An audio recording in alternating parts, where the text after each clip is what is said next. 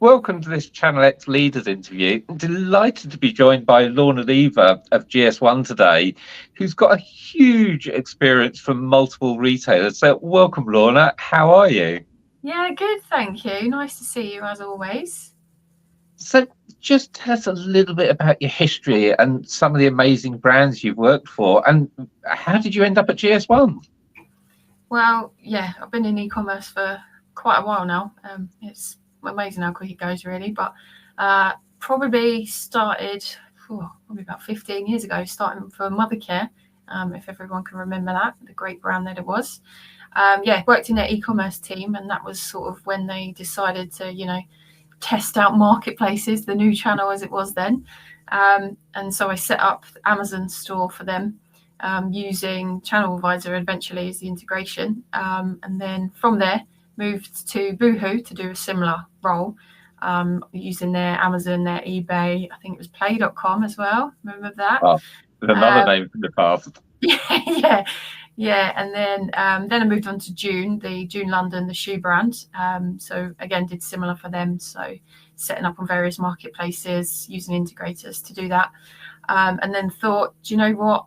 Let's go and help some of the smaller brands kind of deal with the challenges that I'd encountered on the bigger brand side. I moved to GS1 about 8 years ago now, and that's gone really quick as well, actually. So for those that don't know, what does GS1 actually do? Yeah, that's the magic question. I would say that most people know us, and the easy answer is barcodes, but basically it's about creating a business language, which sounds a bit wishy-washy, but it's ultimately getting the industry to do things in the same way. So a common business language, and that basically means that we set the rules out that everyone is going to implement within their businesses, so that when they're trading with each other, we're doing everything in the same way, and we can get on with doing things that add value to the business instead of, transforming data or writing an invoice in 20 different ways depending on what retailer wants it in what way. So yeah, that's the bulk of it. But what that looks like is identification numbers for whatever you might want to identify: products, places, people, anything. Ways to capture that information, which is the barcodes. So something that you can scan and get that number really quickly and accurately instead of typing it in, and sharing that information. So lots of different sharing standards. So things like EDI, that kind of stuff. So yeah, we do a lot more than just the barcodes, but people just think that, barcodes is what we do. So the barcode is just the physical representation of all the work you do in the background. Yes, yeah, that's not a bad way of putting it, actually. And I mean, it's so prolific, it's everywhere, and it's 50 years old now. So you see it everywhere, and that's what everyone knows. Yeah, so 50 years old, I've got to ask the question, what's new for 2025? Yeah, we have been talking about the same barcode for quite a long time, but as you would say, there's actually a new generation of barcode coming. So I would say it's not new for GS1. It's something we've been working on in the background for a couple of years, doing lots of tests and pilots with industry, but it's something we're really shouting about now. So it's moving from our nice stripy barcode, the 50-year-old one, the linear barcode, EAN13 if you want to get technical, over to a QR code, but not just the QR code that everyone's used, throughout COVID, where it just takes you to a homepage and not a lot else, or sometimes not even a homepage, just a broken link a lot of the time. It's making it a little bit cleverer, embedding our standards into the data that you actually put in the barcode so that it can do all the jobs that you need it to do. So that's still scanning it through till, that's linking it to online content, that's being able to do stuff with it depending on who's scanning it, be that your warehouse management system, and also being able to speak to your consumers directly. So lots of allergen information, expiry dates. We're seeing lots of use cases popping up depending on what the business challenges are, basically. And as a consumer, I'm used to seeing barcodes, but I don't generally scan them myself. They're just like they're scanned at the checkout. Why are these new QR codes and the information that sits behind them, why is it exciting for consumers?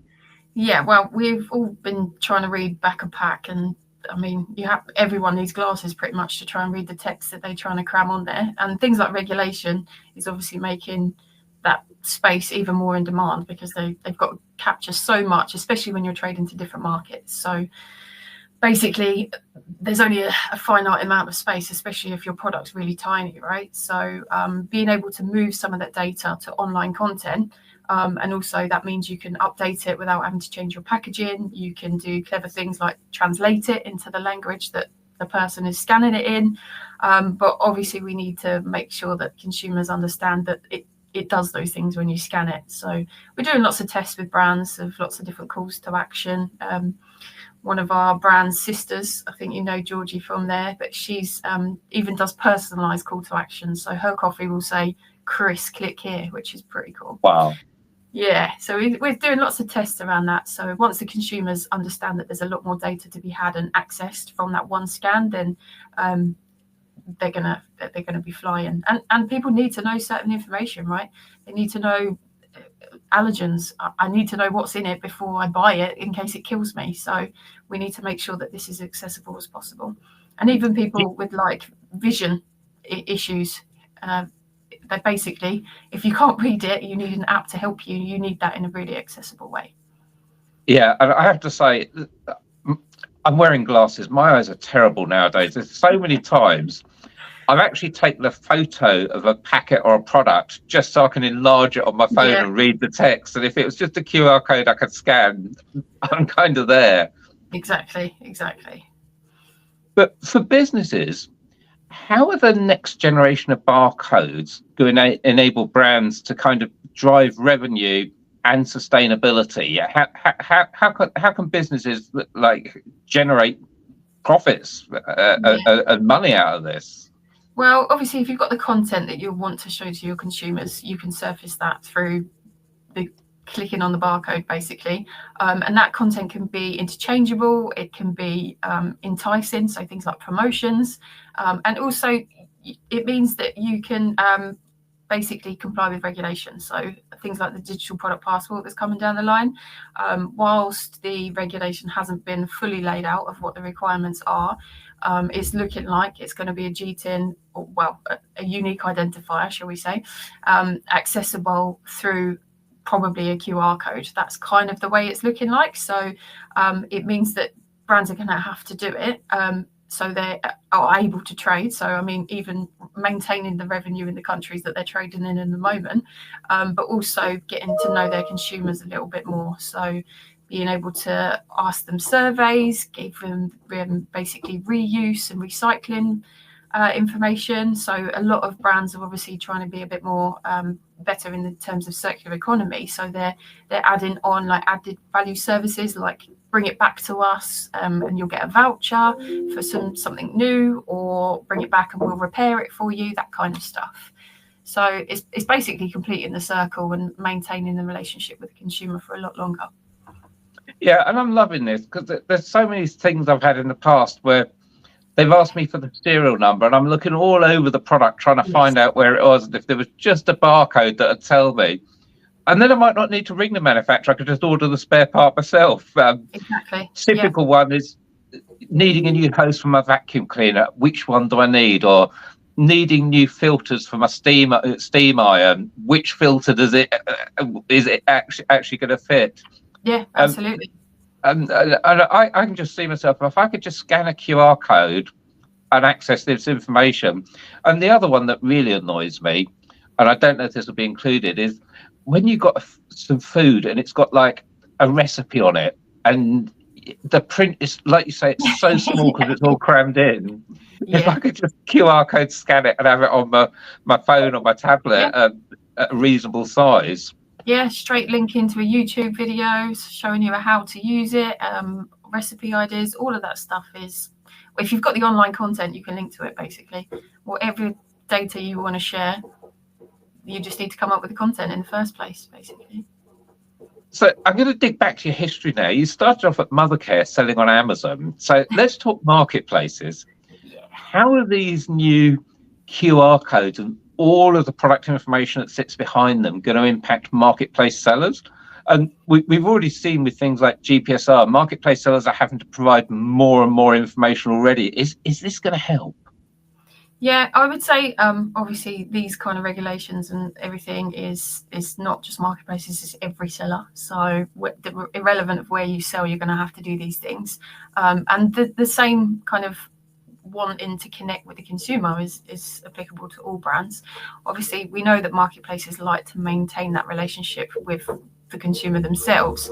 So there is a little bit of contention there. But I mean, from the fact that they need it to comply with regulation, the marketplaces are going to have to accept that this has to be done. But what I see as a potential for them is where they've got supply chains, so the likes of Amazon, because they've obviously got the actual inventory, the warehouses. Not all of them do, we know that. But it means that they're going to be able to actually get some data from there to be able to put it through their supply chains a lot easier. In addition to that, they're obviously asking for proof around like claims, so certifications. Is it vegan? Is it organic? Is it FSC? All of the different certifiers out there. We know there's hundreds of those. And whilst that information is quite hard to get, we've done a few pilots and studies around it and a bit of research. But if the brand can share that, then the marketplace can access those claims and use the link rather than the barcode to be able to share that with the people that are viewing it and or buying it. And why is kind of unique product identification crucial for sellers' success? Well, yeah, the more channels you sell on, the more that product data is being shared with more parties, and the further away from the person that's creating the products it becomes, basically. So obviously you need to know, when I'm talking about a product, that's the product I mean. So I might call mine, I don't know, Lorna's legging 01, but that doesn't mean anything to anybody else. And there might be another Lorna with a legging brand that calls it the same thing. So you need a way that's unique and accurate, that isn't language specific, to be able to identify something.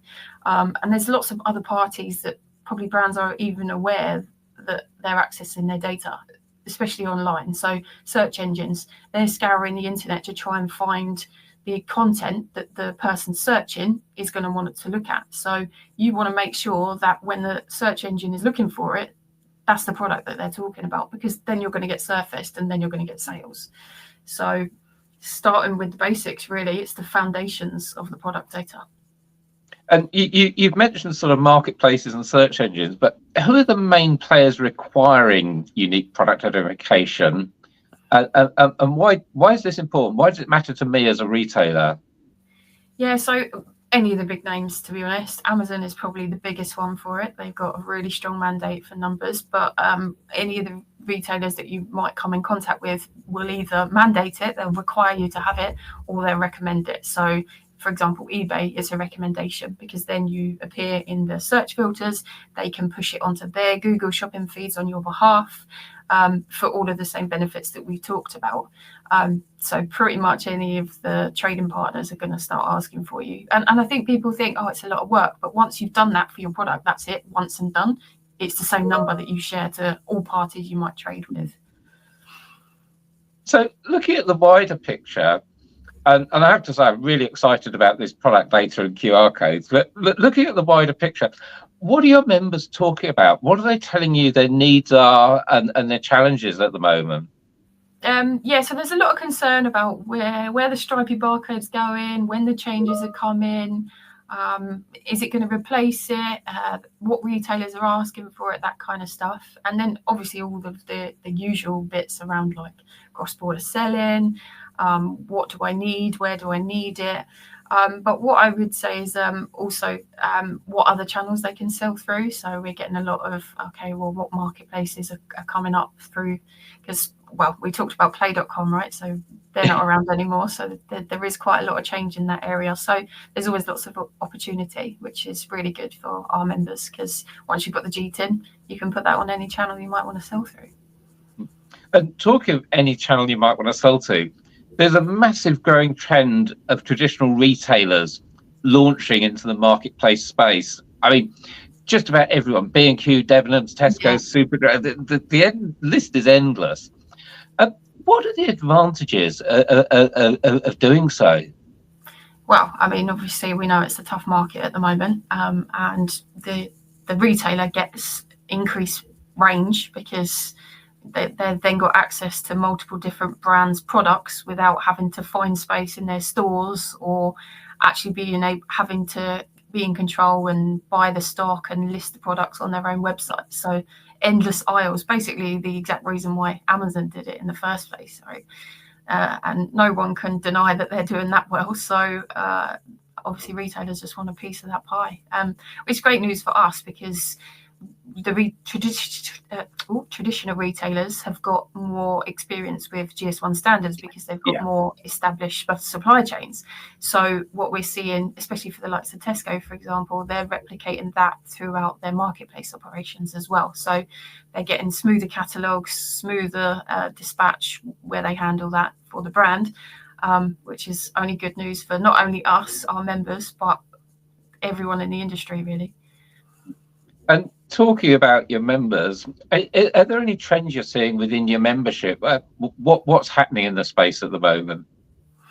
Yeah, in terms of categories, we're still seeing the key players. So like home and garden, food and drink, they're definitely our strongest areas. Everyone's got to eat and drink. Well, yeah, that's true. That's true. We're starting to play a lot bigger in the B&Q, the DIY space. So obviously B&Q is part of that puzzle. We're starting to embed standards into buildings, being a little bit more clever about being able to share product data when you're trying to change stuff in your house, that kind of thing. We've got a whole construction team that can advise on that a lot better than I can. But the other thing is social commerce. So TikTok Shop is one of the guys that will require you to have a number, your GTIN, to be able to sell through them. So we're getting a lot more members that are coming through there. And then obviously the way of selling on TikTok Shop is quite different to what we're used to. I mean, it's almost like going back to the old school with the online TV selling, isn't it? QVC, here we come. Yeah, exactly. So we're seeing a lot of people saying, well, okay, I know that there's a lot of potential there, but where do I get started? What do I do with my GTIN? What do I do with that? So we're trying to team up with partners in the market to be able to give them some tips on that, and like offering webinars of how to trade, that kind of thing. So yeah, I think that social commerce is the next frontier, as it were. Yeah, exciting times. So definitely. Lorna, I want to thank you so much for your time today. But before I let you go, for someone that wants to find out more about barcodes, QR codes, the data that sits behind, and how they can use that in their business to streamline their operations and sales, where do they go to find out more? We've got some webinars coming up. So we've got one specific for small businesses, just because obviously the capabilities that they have in-house are a little bit different to the bigger guys. I think there's a few coming up in February, a few coming up in March. We've got loads of content on the website, and then if you've got anything specific you want to ask us, literally come and speak to the industry engagement managers, of which I am one of them. So yeah, just drop us a line.